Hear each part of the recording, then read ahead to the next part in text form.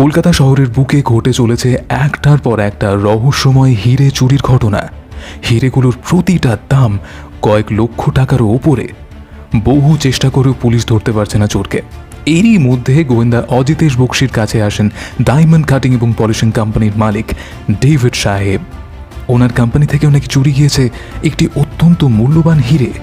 তবে চোর কোনো রকম কোনো সূত্র রেখে যায়নি। সমস্ত রকম কড়া পাহারা অতিক্রম করে চোর চুরি করলই বা কিভাবে?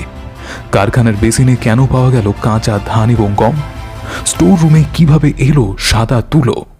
সব প্রশ্নের উত্তর পেতে হলে শুনতে হবে রূপম রায়ের কলমে অদৃশ্য হীরক চোর, শুধুমাত্র গল্পের আসর ইউটিউব চ্যানেলে। ও হ্যাঁ, বলতে ভুলে গিয়েছি, এই গল্পে আমি রয়েছি ন্যারেটর হিসেবে, তাই পুরো গল্পটায় আমি আপনাদের সাথে থাকব। আর গল্প কেমন লেগেছে তার মতামত অবশ্যই জানাতে ভুলবেন না, আর কমেন্ট সেকশনে এই গল্পের লিঙ্ক পেয়ে যাবেন।